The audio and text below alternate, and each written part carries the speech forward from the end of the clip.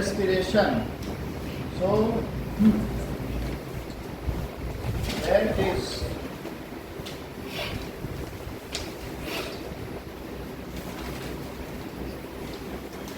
Respiration is of two types.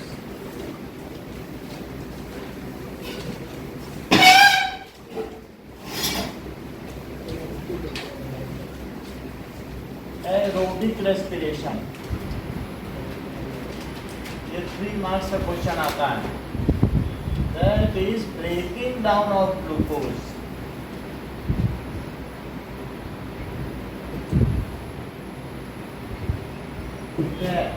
In presence of oxygen. Oxygen is called aerobic respiration. Oxygen तो air में ही है, तो in presence of air बोल दो या ऑक्सीजन, तो एक ही बात है.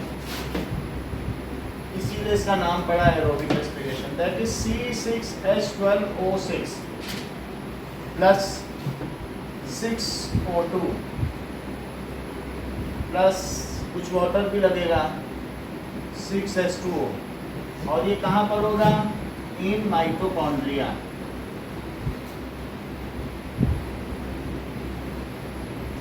ठीक है. That's 6CO2 plus 12H2O and 38 ATP energy produce होगी. अब इस चीज को देखो, तो साइट ऑफ एरोबिक रेस्पिरेशन क्या है? That is mitochondria. माइटोकॉन्ड्रिया में ये फोल्डेड स्ट्रक्चर होते हैं जिनको क्रिस्टे कहा जाता है. क्रिस्टे. ठीक है. और इसी में माइटोकॉन्ड्रिया के पास अपना डीएनए भी होगा, उस पर छोटे छोटे राइबोसोम्स बैठे हैं. इसकी प्रोटीन बना सकता है. इसका काम क्या है? ग्लूकोज को तोड़ना. तो ग्लूकोज को तोड़ेगा तो यहाँ पर एटीपी का फुल फॉर्म क्या है? That is adenosine triphosphate.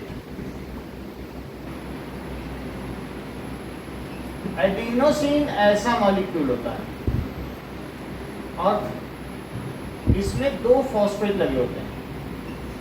ये है एडिनोसिन और इस पर 2 फॉस्फेट लगे हैं, तो इसको कहेंगे एडिनोसिन डाइफॉस्फेट. इसे क्या कहेंगे? और यहाँ पर बहुत सारे फॉस्फेट तैर भी रहे हैं, तो ये क्या करता है कि फॉस्फेट इसके अंदर बहुत सारे फ्लोट हो रहा है. सेल के अंदर भी फॉस्फेट आयंस होते हैं, PO4 3- PO4 3- होते हैं. यहीं पर एंडोप्लाज्मिक रेटिकुलम भी है, जहां पर एक RER है, प्रोटीन बनेगा, और दूसरे एंडोप्लाज्मिक रेटिकुलम पे क्या बनेगा? SER है, वहां तो लिपिड या फैट बनेगा. तो किसी पर यहाँ कौन बैठा होता है? राइबोसोम बैठे होते हैं कि नहीं? तो ये सब बनाते रहेंगे. इन सबको ये काम करने के लिए बहुत सारी एनर्जी चाहिए. इसी के साथ ही साथ एक गोल्जी ऑपरेटर्स है जो प्रोटीन और लिपिड की पैकिंग भी करेगा. इसको भी कुछ एनर्जी चाहिए. लाइसोसोम अपना काम कर रहा है, उसको भी चाहिए. सेल डिवीजन करना है तो सेंट्रियोल है, वो खींच के दोनों को अलग अलग करता है. दैट इज सिस्टर क्रोमेटिड्स को. तो सभी चीज़ों को कुछ ना कुछ काम चाहिए. तो इन सबको जो एनर्जी है, ये माइटोकॉन्ड्रिया सबको एनर्जी देता है. तो ये किस फॉर्म में देता होगा? इसको ATP. इसको किस फॉर्म में देगा? ATP. और इसको भी एंडोप्लाज्मिक रेटिकुलम को भी ATP के फॉर्म में देगा. ये सब लोग एनर्जी लेते हैं और इसमें ये क्या करता है ना, ये फॉस्फेट आयन जोड़ देता है. ये देखो, ये डाइफॉस्फेट है, इसको इसमें जोड़ने के लिए एक रिपल्सन है, बहुत तेजी से जोड़ना पड़ता है, आसान नहीं है. लेकिन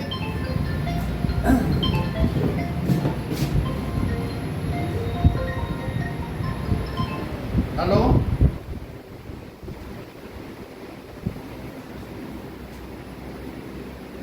हेलो, हाँ करो.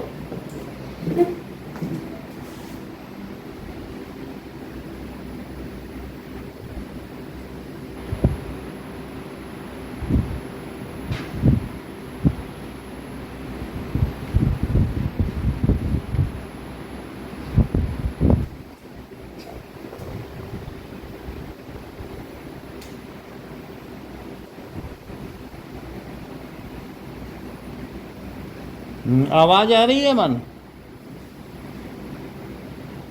हेलो, अच्छा ठीक है।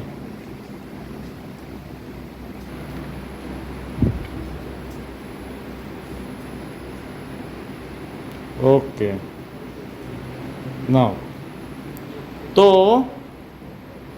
देखिए ये एडिनोसिन डाइफॉस्फेट है। एडिनोसिन डाइफॉस्फेट ऐसा फोन है जो डिस्चार्ज जिसका रिचार्ज ड्यू है, ऐसा फोन समझो। और अगर उसमें रिचार्ज कर दो, टॉपअप कर दो तो रिचार्ज हो जाता है। तो इस तरीके से ये एग्जॉस्टेड एनर्जी करेंसी है, इसमें कोई एनर्जी नहीं है। अगर इसमें एक फॉस्फेट मॉलिक्यूल और जुड़ जाए तो ये एनर्जी बन जाए। समझ आई बात कि नहीं? तो ये क्या है बोलो, डाइफॉस्फेट है, तो एडिनोसिन डाइफॉस्फेट, हाथ का टेप मत लगाइए हमको, ADP, और इसमें ये जुड़ गया तो अब ये कैसे बन जाएगा, एक PO4, एक PO4 और एक और PO4। अब इसका क्या नाम पड़ गया बोलो, बोलो एडिनोसिन ट्राइफॉस्फेट, एडिनोसिन ट्राइफॉस्फेट। जब एक ग्लूकोज टूटता है तो क्या ये कहना ठीक होगा मैं कि glucose is converted into 38 ATP की? नहीं ठीक होगा, नहीं ठीक होगा, क्योंकि ग्लूकोज की एनर्जी यूटिलाइज हो रही है। When one glucose molecule breaks, then 38 ADP utilizing 38 phosphate molecule, ठीक है, produce 38 ATP। और ग्लूकोज खुद किस पे कन्वर्ट हुआ है? ग्लूकोज तो CO2 और इसमें कन्वर्ट हुआ है, उसकी एनर्जी यहाँ यूटिलाइज है। बदलने का मतलब उसी में थोड़ा सा मॉडिफिकेशन हो गया, कन्वर्ट हो जाए, तो कहीं ग्लूकोज इसमें आ गया क्या? Only its energy is utilise. Okay, तो क्या कहेंगे बताइए, क्या आप मुझे बताएंगे सिर्फ शर्मा कि पर ग्लूकोज मॉलिक्यूल कितने ATP प्रोड्यूस होते हैं? अब तो बिल्कुल भी नहीं सुन रहे, इसीलिए पता चलता। तो इसमें इतनी कॉमन चीज, इससे 10 मिनट से डिस्कस करना, ये बेसिक चीज है। बोलो, लिसनिंग इज लर्निंग। अब ये लोग एंटीसिपेट कर रहे हैं, चंद्रशेखर वही सुन लेते हैं, सुनने में क्या खर्च हो रहा है। तो चलिए, तो ये अपने देख के बोल देते हैं ईमानदार में, पर ग्लूकोज मॉलिक्यूल सर 38 ATP होता है, हमने 8 में पढ़ा था, हाथ खड़ा कर देते। ईमानदारी इतनी है, केजरीवाल टाइप ईमानदार ना। अब देखिए, so the site of aerobic respiration क्या है? माइटोकॉन्ड्रिया है। और पर ग्लूकोज मॉलिक्यूल कितनी एनर्जी प्रोड्यूस होगी? 38 ATP। तो ये करता क्या होगा बोलो, सेल में जब ये लोग क्या लेंगे बोलो, ATP ले लेंगे, एनर्जी यूज करेंगे, और यूज करने के बाद क्या बनाएंगे, ADP बना देते हैं। और क्या बना देंगे बोलो, ADP प्लस फॉस्फेट मॉलिक्यूल को तोड़ देते हैं। जब ये यूज कर लेते हैं तो टूट जाता है। अब जरा ध्यान दो, इस सेल ऑर्गेनल क्या करते हैं बताइए, सेल ऑर्गेनल दे यूज, और यहां लिखो माइटोकॉन्ड्रिया। माइटोकॉन्ड्रिया इनको क्या भेज रहा है, क्या ATP भेज रहा है, और सेल ऑर्गेनल इसे वापस क्या कर रहे हैं बोलो, ADP प्लस फॉस्फेट मॉलिक्यूल। तो ये काम सेल में चलता रहता है, ये बार बार इनको ATP देता है, और ये बार बार उसको यूज करते हैं, फिर तोड़ के देते हैं कि लो इसे हमने तोड़ दिया, यूज कर लिया, फिर से जोड़ के दो। तो ये बार बार, and this is the energy currency, this is energy currency. तो ये काम कल चलता रहता है, इसीलिए इसको powerhouse of the cell, कोशिका का बिजली घर कहा जाता है। It is known as powerhouse of the cell. ठीक है, अगर मान लीजिए ये प्लांट है तो इसमें ग्लूकोज बाहर से आने की जरूरत नहीं, वही प्लास्टिक बैठा होगा, बना बना के देता रहेगा, वही किचन है, वही बैठ के डाइनिंग करो। लेकिन कहीं पर जहाँ पर प्लांट नहीं है, नहीं माने, तो हमें बाहर से न्यूट्रिशन लेना पड़ता है, तो वो डाइजेस्ट होगा, फिर एसिमिलेट होगा, तब जाके ग्लूकोज पहुँचेगा। वो बात समझ में आ गई कि नहीं? तो इस तरीके से site of aerobic respiration is mitochondria. क्या चंद्रशेखर ये कहना ठीक होगा कि एक ग्लूकोज मॉलिक्यूल 38 ATP में कन्वर्ट हो जाता है, यूज करता है? सो ये कह सकते हैं माइटोकॉन्ड्रिया प्रोड्यूसेस 38 ATP एनर्जी पर glucose molecule. It is the most efficient method of respiration. अगर एनाएरोबिक यही बिना एयर के करता तो कितने एटीपी बनाता? 2 एटीपी। कितना बनाता? एनाएरोबिक में 2 बनाएगा और इसमें 38, तो ये कितने टाइम्स ज्यादा हुआ? 19 टाइम्स। 2 गुना है, ये 38 गुना, तो 19 टाइम्स ज्यादा हुआ कि नहीं? या फिर ये भी कह सकते हैं 36 units more energy is produce और 19 टाइम्स मोर। दोनों में से कुछ भी बोलो। माइटोकॉन्ड्रिया सेल ऑर्गन को इसको एटीपी देता है बनाकर, वो वापस उनको एटीपी और फॉस्फेट देते हैं, वो वापस उनको एटीपी देते हैं। हाँ, और फिर ग्लूकोज की जरूरत कहाँ पड़ती है जब वही है ग्लूकोज को इसलिए जब पड़ती है जब उसको उसमें वो अटैच करता है, क्योंकि attaching is a kind of repulsion.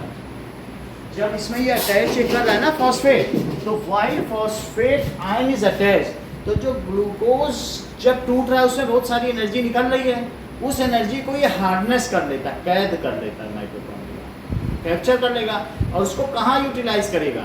One form of energy is now utilise, वो भी केमिकल एनर्जी है जो ग्लूकोज से निकली, और ये भी एक केमिकल एनर्जी है। तो one form of chemical energy is utilise in other form. इसको जोड़ने से क्या हुआ बताइए? That is one kind of energy इसमें प्रोड्यूस हो गई। फिर उसी को जैसे स्प्रिंग को दबा के रख दो और जैसे ही उसका कंस्ट्रेन या दीवार हटाओ तो धक से उछलेगी और वो कुछ ना काम करेगी नहीं। तो वास्तव में उस केमिकल एनर्जी को इसने यहाँ पर इसके पोटेंशियल एनर्जी में बदल दिया, जो जब जाएगी लोगों के पास या सेल ऑर्गन के बाद वो उसको यूज़ कर लेंगे। समझ में आ गई बात? तो वो ग्लूकोज को सिर्फ एनर्जी से जोड़िए, जुड़ता नहीं आसानी से, और जैसे ही यूटिलाइज हो तो वहाँ से पोटेंशियल एनर्जी निकली, वो अपना यूज़ किए, फिर तक सही है। तो okay, it is the efficient way. ये कैसा है? एफिशिएंट। अब अगला देखिए, एनाएरोबिक respiration.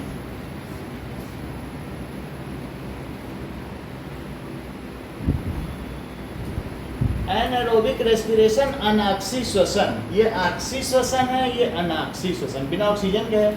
So the kind of respiration which takes place in absence of air, या एब्सेंस ऑफ O2, ठीक है। लास्ट सेकंड लाइन है रेस्पिरेशन की। सो द रेस्पिरेशन या फिर ये भी कह सकते हो breaking down of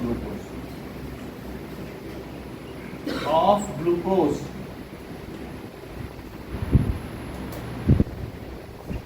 which takes place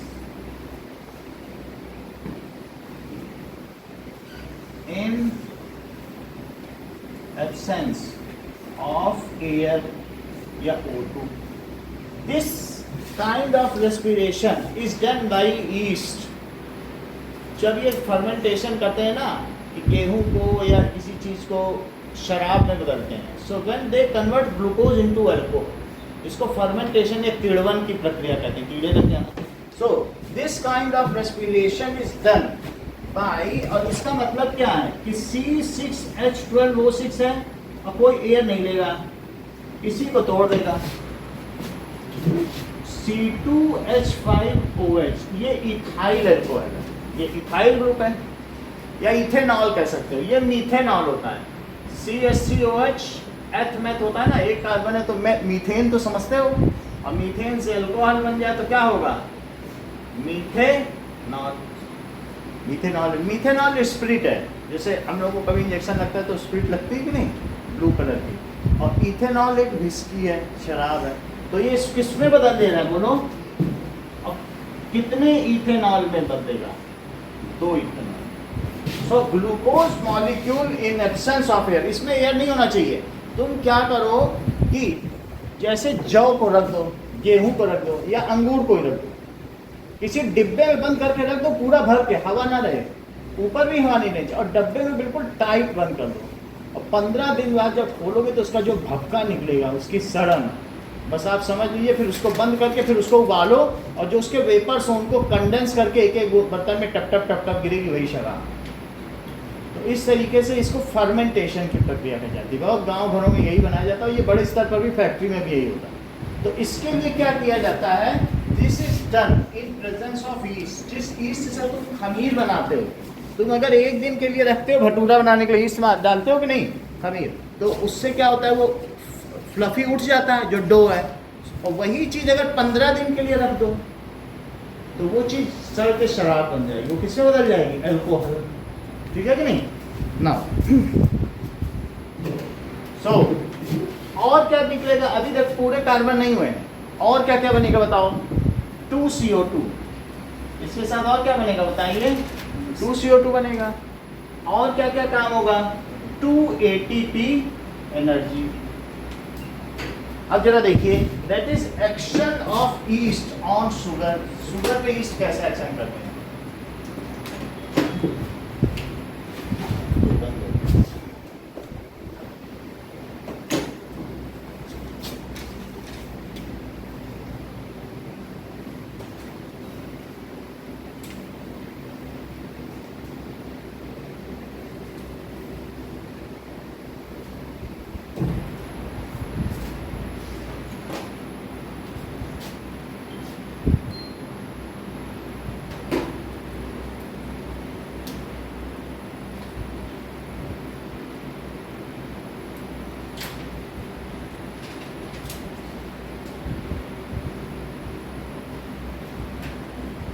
cement की सीढ़ियां बनाने में बहुत टाइम लगता था, इसलिए अब ज्यादातर घरों में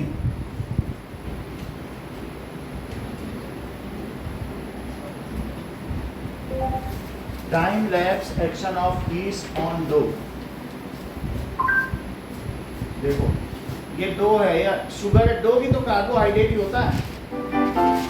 तो हमने ईस्ट डाल दिया, ये हर किसी भी दुकान पे मिल जाएगा। Is anaerobic respiration. देखो इसे एनारोबिक रेस्पिरेशन क्यों कहेंगे, सर क्योंकि ये एब्सेंस ऑफ, ये ग्लूकोज को ब्रेक करता है, एब्सेंस ऑफ ऑक्सीजन। सही है, एब्सेंस ऑफ ऑक्सीजन। और क्या क्या इसके प्रोडक्ट्स हैं, सर 2C2H5OH इसको क्या कहेंगे, C2H5OH को एंथॉल। इथेनॉल। देखो ये चीज कहलाएगी CH4 क्या है, और C2H4 C2H6 ये है मीथेन। ये क्या है, मीथेन। और ये क्या है, बात समझ आ रही, ये मीथेन और इथेन है। मीथेन से बना मीथेनॉल। तुमको ये बात ध्यान रखना चाहिए, कार्बन की वैलेंसी कितनी है, किसी को पता है, 4 वैलेंसी है, ऐसा 9th में पढ़ा हो, मालूम है। तो 4 कार्बन 4 हाइड्रोजन जुड़ जाएगा तो मीथेन है। और अगर एक कार्बन दूसरे कार्बन से जुड़ा है, इसको हम कार्बन एंड कंपाउंड में और पढ़ेंगे, लेकिन कार्बन की वैलेंसी 6 होती है, तो ये हुआ मेथ। एक कार्बन है तो मेथ बोला जाए, 2 कार्बन है तो एथ बोला जाए, 3 कार्बन है तो प्रॉप बोला जाए। तो मेथेन, एथेन, प्रोपेन। 3 होंगे तो क्या बोल देंगे, प्रोपेन। तो अगर 3 है तो 3 ऐसे लग गए, तो बोलो कितने इसमें हाइड्रोजन और लगेंगे, क्योंकि हर एक को 4 ही 4 मिल रहे, देख लो 4 ही तो हुए कि नहीं। तो बोलो इसका कितना हुआ, दैट इज मेथ। एक कार्बन है तो क्या बोलोगे, मेथ। और 2 है तो एथ। और अगर सिंगल बॉन्ड है तो मेथेन, एथेन, प्रोपेन। ज्यादा इससे में मतलब नहीं है, आगे हम देख लेंगे, लेकिन ये फार्मूला है कि इसमें फिट हो जाता है फार्मूला। CN और H2N+2 में 1 डालोगे तो मीथेन आ जाएगा, 2 डालोगे तो इथेन आ जाएगा, और 3 डालो, 3 डाल के देख लो आ रहा है 8। H कितने आ गए, और नहीं तो बना के देख लो। तो इसलिए इसका क्या नाम हुआ, अगर एक H हट जाए और उसकी जगह O और H आ जाए तब इसे क्या कहेंगे, एथेनॉल। इसको अल्कोहल कहते हैं। ये ग्रुप कौन सा है, और एन का मतलब ये सिंगल बॉन्ड और ऑल। सही है, ज़्यादा समझने की जरूरत नहीं, इसको तो हम डिटेल में पढ़ेंगे ही कार्बन कंपाउंड में। लेकिन ये जान लीजिए कि ये कैरेक्टरिस्टिक स्मेल वाला एक ऐसा बिवरेज है जो हमारे नर्वस सिस्टम को ही ब्रेक डाउन कर देता है। तुम्हारे घर में अगर कोई मर भी गया तब भी तुम हंसोगे, इसमें ऐसी जादुई शक्ति। ठीक है, और इवन ये हमारे कंट्रोल एंड कोऑर्डिनेशन को ही ये ब्रेक डाउन कर देगा। पैर रखोगे कहीं, पड़ेगा कहीं, लहकेगा पैर, ऐसा भी होता है। सो दैट मीन्स इससे एक लिवरेज बना, ये इसका बाई प्रोडक्ट है जिसकी कोई आवश्यकता नहीं है, लेकिन कहीं कहीं पड़ भी जाती है। कहाँ पड़ जाती है बताइए? जैसे ये ईस्ट अपना काम कर रहा है फ्लफी बनाने में, ठीक है। और अगर एक दो दिन तब नहीं बनेगा, इसके लिए जो फर्मेंटेशन है it is done by east at least 2 weeks चाहिए, ठीक है। तो ये किसके द्वारा होता है? इन ईस्ट। और ईस्ट इस एनर्जी को लेकर के वो ईस्ट डिवाइड भी करते हैं। ये अगर ग्लूकोज को तोड़ते हैं तो वही उसी से वो क्या करते रहते हैं? ग्रोथ होती है। तो जरा देखें अगर ईस्ट है तो वो ग्रो कैसे करेंगे, ये भी देखना। ईस्ट होते कैसे हैं? क्या ये रॉड लाइक होते हैं जैसा अभी हमने दिखाया तुमको? रिप्रोडक्शन इन ईस्ट, वो ग्रो करते हैं इसीलिए वो ये देखो ईस्ट में ये तुम्हें बाइनरी डिवीजन, ये देखो ये बडिंग है, टूट रहे हैं लेकिन तुम ही पे डाउट था कि तुम ही नहीं बना पाओ। क्लास में वही हुआ, सब पूरे क्लास में तुम ही नहीं बना। ये कॉपी में नहीं बना हुआ, देखें लिखा हुआ है कि दिखाई नहीं तो कहाँ बना पाओ। चीज़ें एंटिसिपेट कर रहे हो कि अंदाजन कर लेंगे, एंटिसिपेट से पढ़ाई करोगे।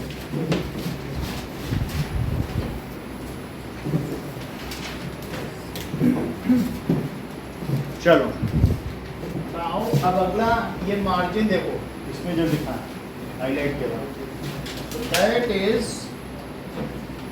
कि the reactions which are going on in our body are endothermic. इन सबको एनर्जी चाहिए। हमारी बॉडी में कोई काम बिना एनर्जी के नहीं होता। Even whatever things are performed in cell are all of endothermic nature. Cell के अंदर भी जो फंक्शंस होते हैं वो किस तरीके के हैं बताओ? Endothermic. So all functions performed in cell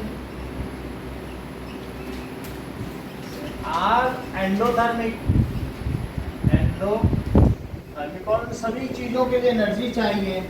तो अब बुक में लिखा गया है energy released when ATP breaks down into ADP and phosphate molecule।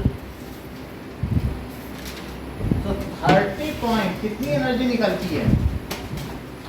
30.5 kilo joule पर मोल एनर्जी इज रिलीज। ध्यान दीजिए, जब एटीपी टूटता होगा तो किस में बदल जाता होगा? एडीपी में बदल जाता होगा। और एक फॉस्फेट मॉलिक्यूल, फॉस्फेट ऐसे लिखा होता ही है। अच्छा 1 मोल का मतलब समझ लो, 1 मोल में कितनी संख्या होगी बताओ? आगे से बताओ। तो इतने में इतनी एनर्जी, तो एक में बहुत थोड़ी होगी। दैट इज 1 मोल जब बात की जाती है तो 1 that is 6.022 into 10 to the power 23 entities of particles। तो जब इतने टूटेंगे तब इतनी एनर्जी आएगी। एक के टूटने से तो बहुत कम होंगे, इससे डिवाइड करो। लेकिन चूंकि सब कुछ मोल में ली जाती है केमिस्ट्री में, तो ये मोल में, ठीक है कि नहीं? 1 मोल हाइड्रोजन एटम ले लो तो वो 1 ग्राम का होगा। इतना लोगे तब 1 ग्राम। 1 लोगे तो 1 U का है। एक हाइड्रोजन एटम का वजन जानते हो कितना होगा? बता सकते हो? एटॉमिक मास ऑफ हाइड्रोजन कितना है बताओ? क्या 1 U कभी पढ़ा है? जैसे ऑक्सीजन का 16 U, ऐसा तो पढ़ा है तुमने।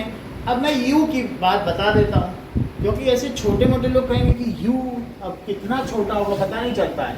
तो U होता है 1 U है 1.66 056 into 10 to the power -24 ग्राम, ये 27 kg। ये 1 U की वैल्यू, ये बहुत छोटी वैल्यू है।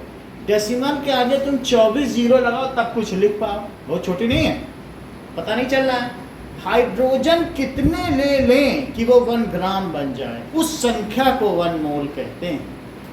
कितने हाइड्रोजन ले लिए जाए कि वो क्या बन जाए? 1 ग्राम तो जानते हो जैसे 10 ग्राम 5 ग्राम कोई चीज़ होती है, तो ये पेन तुम्हारा 4 ग्राम का, तुम 1 ग्राम इससे आसानी से पता लगा सकते हो 1 ग्राम कितना, ठीक है। तो अब देखो, अब यहाँ पर क्या कर दिया जाए, कितना ले लिया जाए, if 1 mole H atom is taken, क्या ले लिया जाए, R टेकन, 1 मोल लो, तो बताओ मास क्या होगा। क्या अगर दिव्या तुमने 1 मोल हाइड्रोजन एटम ले लिए तो उसके मास को क्या मोलर मास कहोगी, क्योंकि 1 मोल लिए हैं तो वो मोलर मास कहलाएगा, और 1 एटम लोगी तो क्या वो एटॉमिक मास कहलाएगा।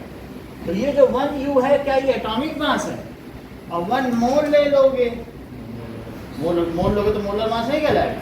तो फिर ऐसी स्थिति में क्या हो जाएगा, मोलर मास। तो क्या करोगे, 1 एटम का मास इंटू 1 मोल में H एटम की संख्या, उनका मल्टीप्लाई कर दो, तो एटॉमिक मास और into number of H atoms in 1 मोल। अब जैसे मैं कहूँ 1 दर्जन केले में संख्या बताओ, तो यूनिट पूरा नाम मोल है लेकिन यूनिट में MOL लिखा जाता है, ठीक है। तो जैसे कहूँ 1 दर्जन में, तो 12 को मल्टीप्लाई नहीं कर देते हो, 12 1 दर्जन केले की, तो 1 मोल में संख्या बताओ, तो 1 मोल का नहीं मल्टीप्लाई करोगे। तो ये कितना बताया बताओ, 1.66056 इंटू 10⁻⁻24 ग्राम, यही है कि नहीं, 1 H एटम का मास। बहुत डेसिमल लगाने, 0 लगाने पड़ेंगे। और 1 मोल में अभी अभिषेक ने क्या संख्या बताई, 10⁻24। जरा इनको इससे मल्टीप्लाई तो करो, 23 से 23 है, ठीक है। तो अब जरा पावर को पावर से मल्टीप्लाई करो, तो क्या होगा, और इसको इससे करो, तो ये 9.9996 आएगा। इसको करो, वैसे भी 66 या 96 तो होता ही है, लेकिन और भी तो 6 है, और इंटू 10 की पावर कितना हुआ, बोलो कितने ग्राम हो गया कि नहीं। अच्छा, अब और देखो, इसे मैंने अप्रोक्सीमेटली 10 लिख दिया क्योंकि 10 ही तो है, और ये कितना है बताओ, 10 की पावर -1। तो इन दोनों को करो, तो 10 इंटू 10 की पावर -1 क्या होगा, क्या 10/10 हो जाएगा भाई। 10 की पावर -1 को बाई 10 नहीं लिख सकती हो, तो यही 1 ग्राम हो गया। बोलो बात समझ आ गई। तो जो तुमने अभी तक एटॉमिक मास पढ़ा है, अगर कोई तुमसे कुछ पूछे मोलर मास ऑफ कार्बन, तो 12 ग्राम बोल देना, बस कुछ करने की जरूरत नहीं है। क्यों, क्योंकि बताओ एटॉमिक मास कितना हुआ कार्बन का, क्या 12U हुआ, 12U। क्या तुम 12 इंटू 1U लिख सकती हो भाई, 4 किलो आलू को 4 टाइम्स 1 किलो आलू नहीं लिख सकती, तो 12U को क्या लिख सकते हो, 12 इंटू 1U। और अगर मैं कहूँ इसमें 1 मोल का मल्टीप्लाई कर दो, तो क्या ये मोलर मास हो जाएगा।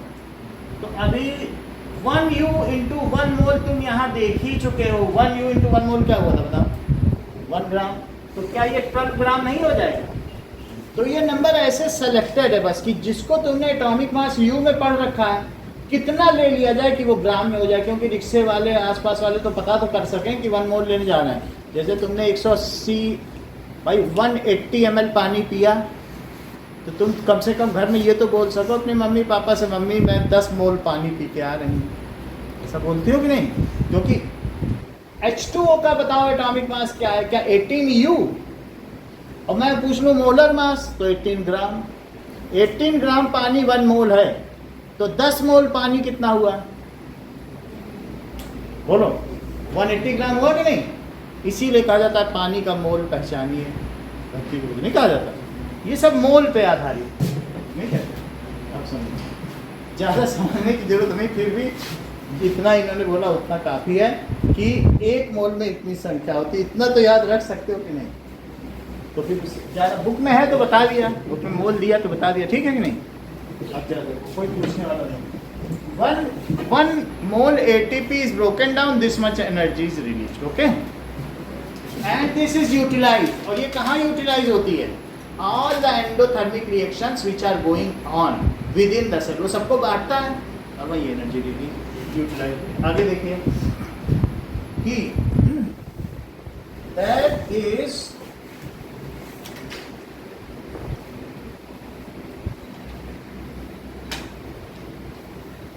aerobic respiration depends on the exchange of gas within our body. ये एरोबिक गैस एरोबिक रेस्पिरेशन होगा. एरोबिक रेस्पिरेशन अमीबा में भी होता है. Amoeba does aerobic respiration. क्यों? क्योंकि उसके अंदर भी वो भी तो एक सेल है. हर सेल में हो रहा है, वो भी यूनिसेलुलर है. तो जरा देखिए अगला जो आपका पैराग्राफ है वो अमीबा पे ही.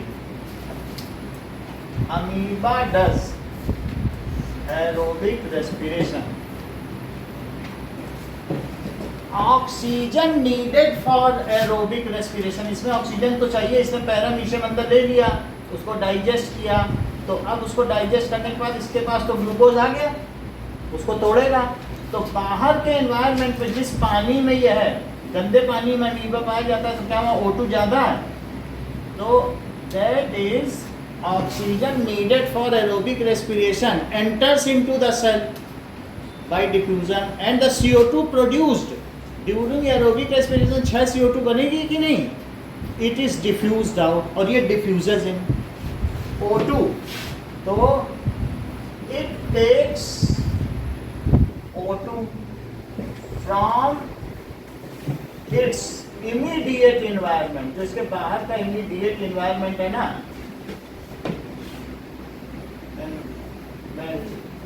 As concentration of O2 outside amoeba is more. Of O2 outside amoeba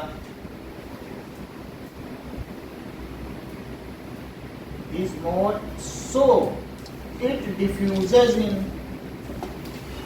इसलिए diffuses in हो जाएगा. And CO2 produced during respiration diffuses out. इस तरीके से exchange of gases takes place होगी. However, our body is multicellular. We cannot fulfill the oxygen requirement like amoeba. Amoeba को जो सुविधा है वो क्या तुमको प्राप्त है? तुम्हारी हर सेल क्या ऑक्सीजन या इमीडिएट इन्वायरमेंट में है? अंदर की तो बहुत सारी सेल उनको ऑक्सीजन उन्होंने कभी देखा नहीं जिंदगी में. उनको इमीडिएट एनवायरनमेंट में क्या मिली? उनके लिए कोई पूरा एक पाथवे चाहिए ना, उनके लिए कोई रेस्पिरेटरी सिस्टम चाहिए. But in multicellular organism diffusion can not fulfil the need requirement of O2 in body. हर सेल कहाँ इतना कर पाएगी? तुरंत तो नहीं ले पाएगी, because diffusion is a slow process. So in human body there is a respiratory system is made in which supply of oxygen to each cell is ensured by blood cells. blood कहीं से लेके ले जाएगा. blood ही तो career है. तो ये हम देखेंगे. now however ये तो यूनिसेलुलर है. however in multicellular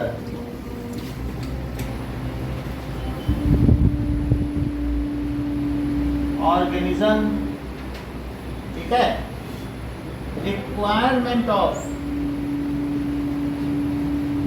O2 for each cell can not be fulfilled by the process of diffusion as it is very slow.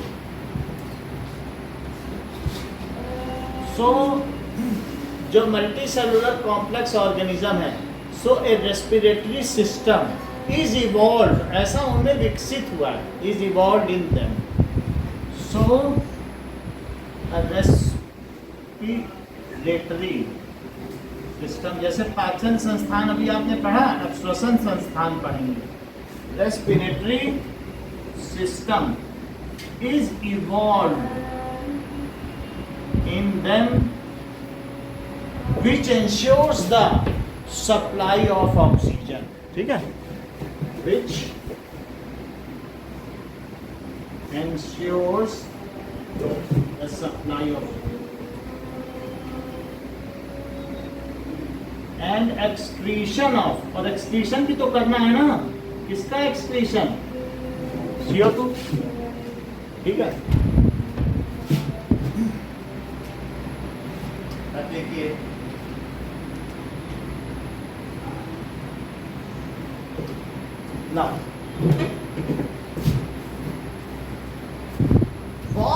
The merit of terrestrial organism over aquatic organism?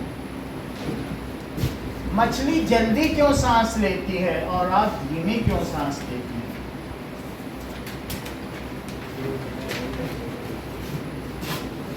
ठीक है, what is, अगली line दी, अगली heading दी है जो last की line है, what is the merit of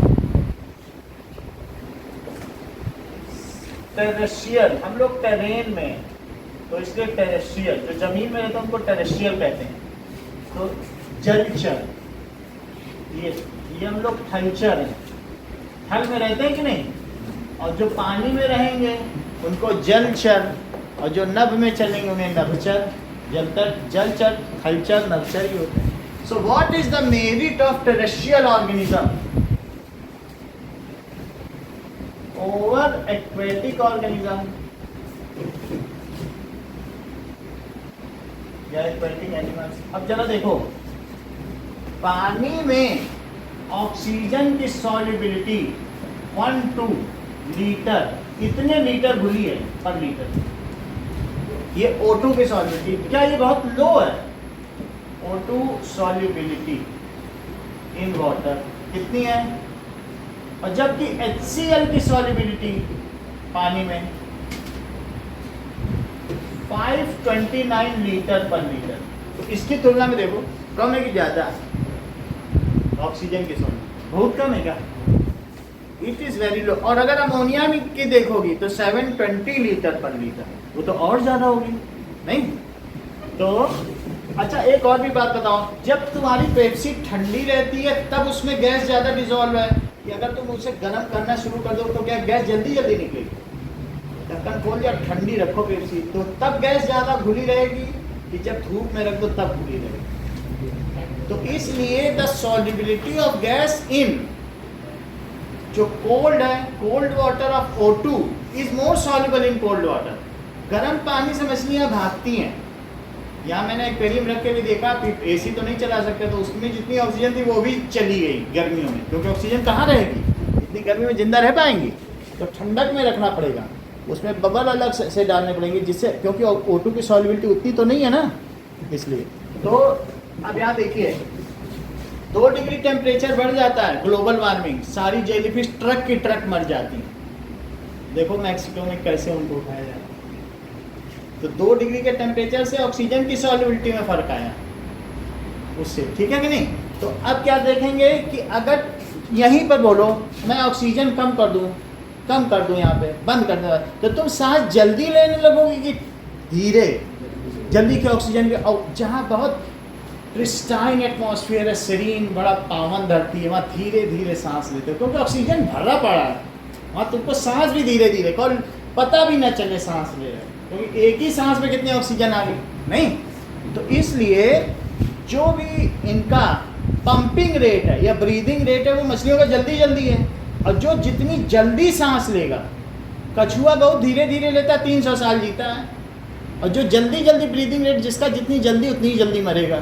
so their breathing rate is high to fulfil, ज़्यादा oxygen चाहिए ना, समझ में आ गया कि नहीं? इस चीज़ को लिखें, that solubility of O2 in water is very less. So, कुछ सुझाव, सवाल बहुत कम करते, तुम कई दिनों से कोई क्वेश्चन से नहीं करते, डाउट नहीं आते तुम्हारे में? डाउट रखा करो, पूछा करो सवाल। पहले जो सबसे पहले टेस्ट हुआ था 7 अप्रैल का, उसमें तुम्हारे 75 नंबर आए थे, फिर उतने नंबर हमने तुम्हारे फिर नहीं देखे, ठीक है? सो उस सेकंड टेस्ट में ये टॉपर सेकंड आई थी अंशुप्रिया ना, तो इसके बाद तो ये हट ही गई। चलो, solubility of O2 in water is very less, तो क्या होगा बताइए? So fulfil the requirement of O2 की रिक्वायरमेंट करने के लिए क्या होगा बताइए? Their breathing rate is higher, तभी तो O2 का फुलफिल होगा। अच्छा ये बताओ, क्या ब्रीदिंग रेट उनमें हायर है तो रेस्पिरेशन रेट भी हायर होगा? नहीं, जरूरी नहीं। ऑक्सीजन तब भी ब्रीदिंग रेट हायर होने पे भी थोड़ी ही पहुंचती है। तो इसलिए वो लोग कैसे बताइए कि दे आर कोल्ड ब्लडेड, वो कैसे बताइए? वो they suspend their life activities during, वो क्या करते हैं कि जब ठंडी होती है तो बस ऐसे निश्चेत पड़े रह जाते हैं, तो वो सस्पेंड कर लेंगे, ओके, अपनी लाइफ एक्टिविटी ना फुलफिल द रिक्वायरमेंट ऑफ, उतनी एनर्जी की वो, हमें क्या है, हम अपनी बॉडी का टेम्परेचर 37.8 डिग्री फ़ारेनहाइट हमेशा कर सकते हैं क्योंकि एनर्जी निकल रही है। एसी क्यों मेंटेन कर रहा है? एनर्जी ज़्यादा ले रहा है तब तो मेंटेन कर पा रहा है। इसी तरीके से हम रेस्पिरेशन से बहुत एनर्जी प्रोड्यूस करते हैं और अपनी बॉडी की जो थर्मल होम्योस्टेसिस है, कांस्टेंट बॉडी टेम्परेचर, उसको अफोर्ड कर पाते हैं। इवन सर्दियों में कर पाते हैं। बाहर 5 डिग्री टेम्परेचर है, हम 37.8 लिए घूम रहे हैं। कैसे? रेट ऑफ रेस्पिरेशन हायर है ना, और हर काम हम सर्दियों में बखूबी कर रहे हैं। जबकि जो छिपकली है, दे सस्पेंड देयर, वो क्या कर देते हैं, अपनी लाइफ एक्टिविटी को देखकर उस समय 4 महीने में नहीं दिखती, वो बस ऐसे पड़ी रहेगी, सांप पे पड़ा रहेगा, लकड़ी की तरह पड़ा रहेगा। और हम those are cold blooded which can not maintain their body temperature due to lower rate of respiration. उनका लोअर रेस्पिरेशन भी है और साथ में साथ उनका जो हार्ट है ना, वो मोर एफिशिएंट नहीं है। हमारा 4 चैम्बर्ड हार्ट है और ये छिपकली जो है या मछलियाँ, ये 2 चैम्बर्ड हार्ट वाले हैं या 3 चैम्बर्ड। तो जब एफिशिएंट नहीं होगा हार्ट तो ऑक्सीजनेटेड ब्लड कैसे भेज पाएगा? तो जो भी रीजन हो, और इस वजह से वो कैसे बताइए, कोल्ड ब्लडेड। और हॉट ब्लडेड कौन होते हैं? जो अपनी बॉडी का टेम्परेचर क्या करते हैं, we all animals are hot blooded, जो अपनी बॉडी का टेम्परेचर एक जैसा maintain.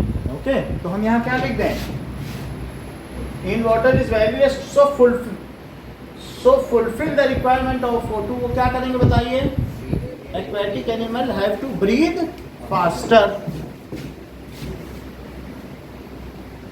Aquatic animals have to breathe faster. Their heart has to pump blood faster, ये भी करना पड़ेगा।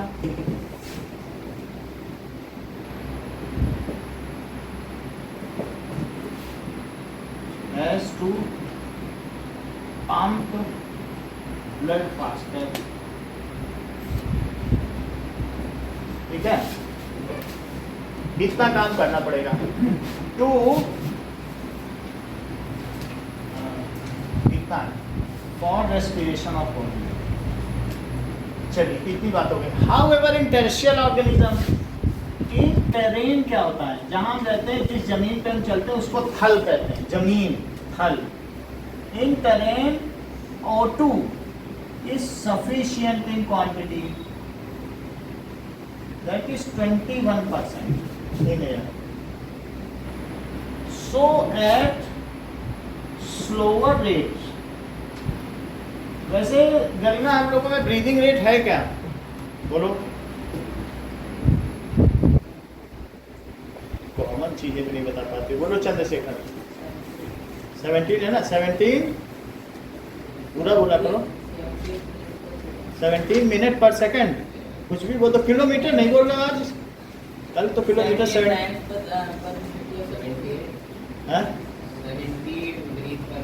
सही, चलो ठीक है। तो that means so at slower rate of breathing, ठीक है, so slower rate of breathing can fulfill the requirement of respiration.